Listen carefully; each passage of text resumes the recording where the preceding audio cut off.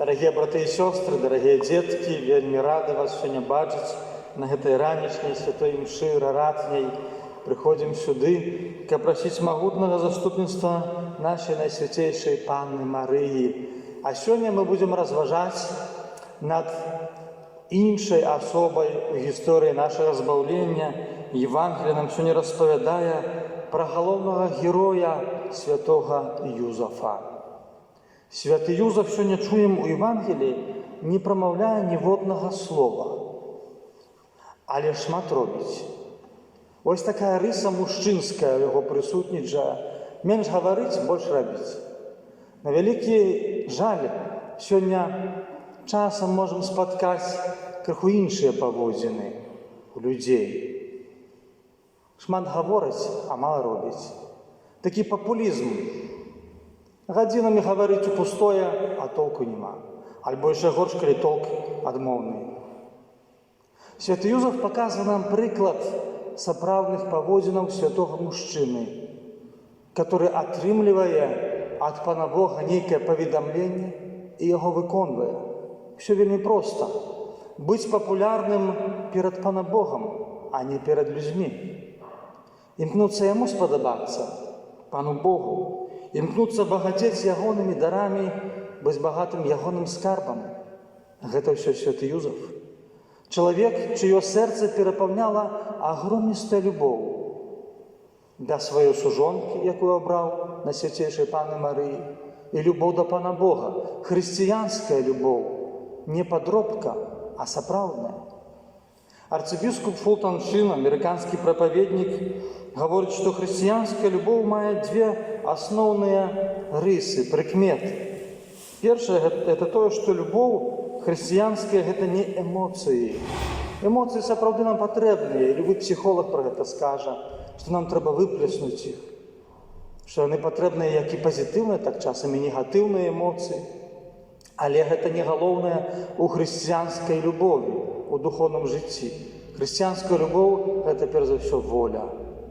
Другая рыса, пра якую гаворыць арцыбіскуп, што любоў з'яўляецца навыкам, яна пастаянная. Апостол Павел таксама у лісце да Карынцянаў пра гэта гаворыць. Любоў пастаянная, ніколі не заканчваецца. Мама любіць сваё дзіця, которое прынесла з школы дзесятку, але таксама любіць, калі прынесла штосьці меншае, нейкую меншую адзнаку. Любоў пастаянная хрысціянская, гэта цнота. Яна ёсць. І трэця рыса, пра которую гаворыць арцыбіскуп, хрысціянская любоў не з'яўляецца кантрактам. Ты мне нешта, я табе нешта. Дамова такая. Не. Хрысціянская любоў бескарысная. Я цябе люблю проста таму, што ты ёсць. Вось такія адносіны, браты і сёстры, мы заўважаем у святога Юзафа, якога сэрца поўнае любові, але таксама поўнае і пакоры, сціпласці. Праўда, яна пакорная. Ён прымае то, што пасылае яму Пан Бог, і выконвае сваю місію. Хлусня ганарлівая, таму што будзе дыскутаваць свае версіі, нейкія там прапановаць. Святы Юзаф паказвае нам прыклад іншых паводзінаў. Часам мы ў нашых малітвах шмат просім Пана Бога, і нашы малітвы якраз такі выглядаюць, як такі наш уласны план, который мы Пану Богу прыносім для зацвярджэння. Я прыдумаў, Пане Божа, выконвай. Святы Юзаф наадварот, ён слухае, што кажа яму Пан Бог. І, адкрыўшыся на гэтую вялікую праўду, хоча яе выканаць. Чалавек, у якога ў сэрцы ёсць вялікая любоў і праўда пра самога сябе, пра Пана Бога і пра іншых людзей, якія вакол яго. Памятаю, у Віцебску аднойчы біскуп мяне паслаў пайсці на дзень горада на такую сустрэчу, дзе сабраліся розныя там прадстаўнікі і бізнеса, і чыноўнікі. Гэта яшчэ было да пандэміі. І раптам іду па гэтых карыдорах, там рэстаран вялікі быў, фуршэт, і хтосьці моцна гаворыць: «Пахвалёны Езус Христос». Я моцна здзівіўся, адкуль тут у свецкім асяроддзі, не каталіцкім, хтосьці ўмее прывітаць святара па-каталіцку. І падходзіць група маладых людзей, а гэта дэлегацыя з Польшчы, з Зелёнай Горы. І, звісно, нам цікаво паразмаўляць, ім цікава, мне цікава. І адзін з іх гаворыць: «Отче, ведаеце, магло быць так, што б я сёння з вамі мог і не стаяць тут сярод вас». А пытаюся: «А чаму?» А ён кажа: «Таму што мае бацькі доўгі час не маглі мець дзяцей. І што толькі яны не рабілі, і не звярталіся па дапамогу да доктараў, а былі веруючымі людзьмі, то, канешне, і ехалі ў касцёл, маліліся ў санктуарыях, але выніку не было. І тады яны вырашылі: ну што ж, трэба нам пайсці ў прыют і ўсынавіць дзіця». Пайшлі яны ў гэты прыют, аформілі ўсе дакументы неабходныя, усынавілі гэта дзіцятка, а праз 9 месяцаў, кажа ён, нарадзіўся я.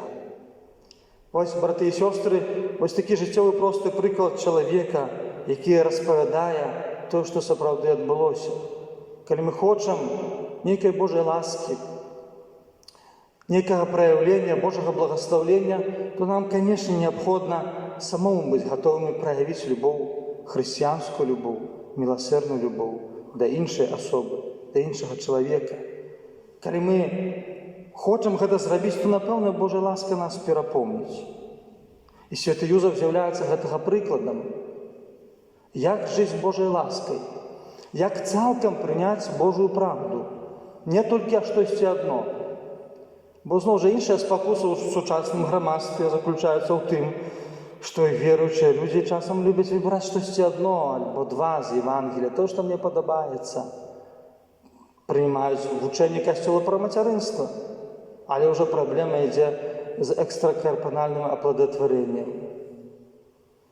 Прымаюць вучэнне Пана Бога і касцёла пра тое, чым ёсць сакрамент сужэнства. Прыгожы шлюб, музыка, арган, белая сукенка, але дазваляюць сабе на сажительства. Вось гэта такая палавінчатасць, вось рак сучасны, духоўны у сэрцы сённяшніх пакаленняў. І нам трэба вучыцца, браты і сёстры, прымаць праўду Пана Бога ўсю, такая, якая яна ёсць, якую нам Пан Бог пасылае, не дзелячы яе напалову, не выбіраючы штосьці адно, тое, што мне прыемна, радасна і выгадна. Таму што мы заўсёды ў такім выпадку маем магчымасць памыліцца. Таму што наш узровень развіцця духоўнасці не такі высокі. Пан Бог хоча для нас толькі добра, толькі вечнага жыцця, толькі благаслаўлення. І ў гэтым ёсць вялікае наша хрысціянскае заданне, каб адкрывацца на ягонае слова, каб слухаць то, што нам гаворыць, і ў сваім сэрцы, па прыкладу святых, таксама перамяняцца.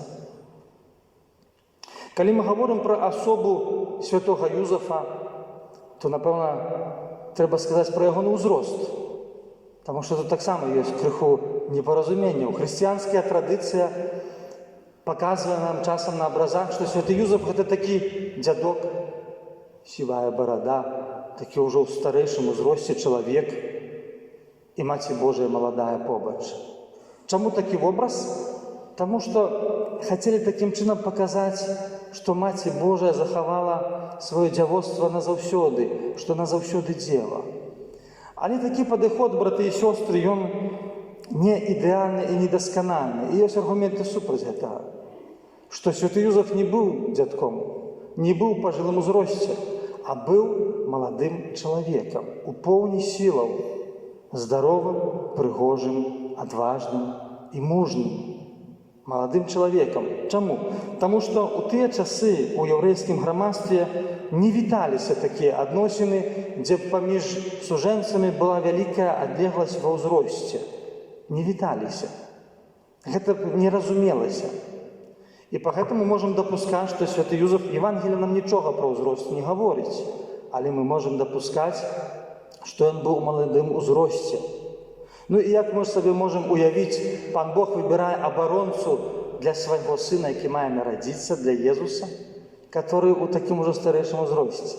Слабы абаронца, правда? Абаронца заўсёды мужны, поўны сілаў, энергіі, перад которым стаяць вялікія заданні. Мы ведаем, што пазней адбудзецца. Трэба будзе пайсці ў Бэтлеем на гэты перапіс з цяжарнай жонкай.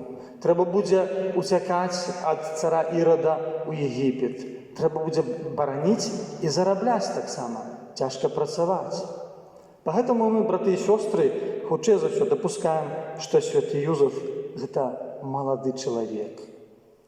І маладосць таксама патрэбная Пану Богу. Пан Бог кліча для сябе маладых людзей. Калі б мы, напрыклад, праслаўлялі ручай, які высыхае, гэта таксама штосьці нелагічнае. Мы праслаўляем ручай поўны сілаў, параўнанне таксама арцыбіскупа пра святога Юзефа, што гэта ручай, які цячэ поўны сілаў.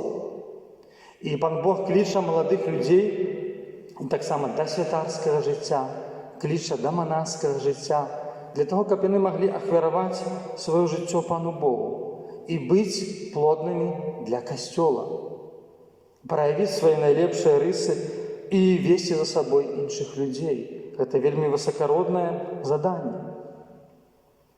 Папа Григорый Вялікі мае цікавае такое разважанне, памятаем апісанне, калі да Jesуса Христа прыйшлі людзі і прадставілі яму такі прыклад.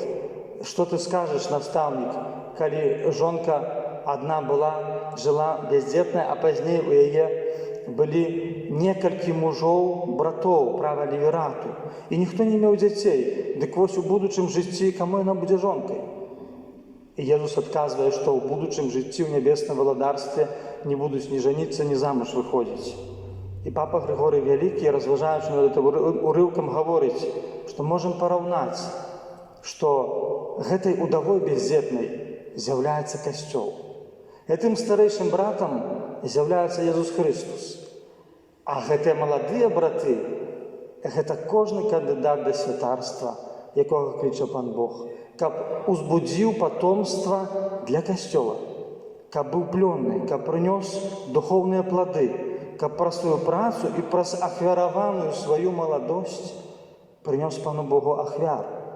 Прыгожыя словы папы Григорія Вялікага. І, быць можа, якраз такі Дух Святы дастукаецца ў сэрца сёння маладых людзей, якія таксама патрэбныя касцёлу. І як 100 гадоў назад, так і сёння, не менш. Дарагія браты і сёстры, калі мы разважаем пра асобу святога Юзефа і гаворым, што ён быў маладым чалавекам, то могуць з'явіцца таксама ў нас пытанні адносна таго, якім жа чынам, як жа выглядала іхнае жыццё сужэнскае з Найсвяцейшай Паннай Марыяй. І я спатыкаю такія пытанні і ад веруючых католікаў, якія пытаюцца, ойча, як гэта магчыма, што Найсвяцейшая Панна Марыя захавала сваё дзявоцтва, што яна заўсёды дзева. Вось нашым людскім розумам складана гэта зразумець. Мы ставім сабе гэтае пытанне, але ёсць адказ на гэта. Касцёл вучыць, што сапраўды Найсвяцейшая Панна Марыя, будучы дзевай, зачала і нарадзіла Jesúsa Христа. І пазней у святога Юзефа і ў Марыі не было іншых дзяцей. Толькі Божы Сын нарадзіўся Jesús Найсвяцейшай Панны Марыі. На гэта пытанне адказвае папа Леон XIII. Каб да гэтага адказу падвесці, крыху растлумачу, прыпомню вучэнне касцёла пра сужэнства. У каталіцкім касцёле сужэнства магчымае толькі тады, калі ёсць сужэнская згода паміж бакамі, паміж мужам і жонкай. Дабравольная сужэнская згода. Памятаем, калі прыходзяць да алтара і гавораць: «Я абяцаю табе, я прысягаю табе, што не пакіну цябе аж да смерці. Бяру цябе за мужа, бяру цябе за жонку». Гэтая згода паміж бакамі дабравольная. Яна абсалютна неабходная для таго, каб быў сужэнскі саюз. Інакш проста нельга. І ёсць яшчэ адна рэч, неабходная для сужэнскага саюза. Ён мусіць быць дапоўнены. Это значыць адкрыты на жыццё. Это значыць мусіць быць паміж мужам і жонкай быць гэтыя інтымныя адносіны, праз якія Пан Бог дае магчымасць дзіцятку нарадзіцца. Вось мусіць быць дапаўненне гэтага сужэнскага саюза. І калі яго няма, то таксама справа ідзе ў касцёльны суд. Я працую ў касцёльным судзе, ў Віцебскай дыяцэзіі, Ну і мушу сказати, що бувають, редко, але бувають такі справи, там, де сужэнскі саюз по причине імпатэнцыі ці з боку мужчыны, ці з боку жанчыны быў недапоўнены. І такі саюз сужэнскі, ён не дзейсны, не актуальны і не сапраўдны. Так вось, папа Леон XIII гаворыць, што гэтых інтымных адносінаў паміж святым Юзефам і Найсвяцейшай Панай Марыяй не было. Яна засталася дзевай, а дапаўненнем гэтага сужэнскага саюза быў сам Езус. Гэта дзіцятка, гэта Божы сын народжаны, который прыйшоў у гэты свет. Іншымі словамі, браты і сёстры, можам сказаць, параўнаць так, можам сабе ўявіць, што святы Юзеф і Панна Марыя жылі пастаянна ў адарацыі Найсвяцейшага сакраменту. Таму што Божы сын правёў зямное жыццё разам з імі. Езус, который нарадзіўся, прынёс з сабой неба на зямлю. І Панна Марыя, і святы Юзеф жылі ў гэтым небе, таму што Езус цалкам змяніў іхняе жыццё. Цалкам яго наталіў самім сабой, прасякнуў Божай ласкай. Так што яны жылі фактычна, хадзілі нагамі па зямлі, але жылі фактычна ў небе.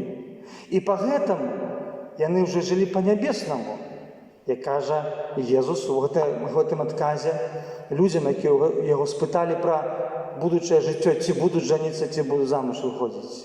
Таму што святы Юзеф і Марыя жылі ўжо па-нябеснаму. Вось такі адказ, здаецца, цалкам зразумелы і цалкам лагічны. Браты і сёстры, асоба святого Юзефа сёння вельмі важная і патрэбная не толькі для мужчынаў, але і для жанчынаў сёння. Няхай ён будзе нашым магутным заступнікам, нашай пілігрымцы. Ён ведае, што такое дарога, што такое жыццёвы шлях. І ён з'яўляецца для нас гэтым прыкладам святасці, пабожнасці, адкрытасці на праўду і сціпласці. Няхай ён заступаецца за нас і дапамагае нам быць святымі. Аман.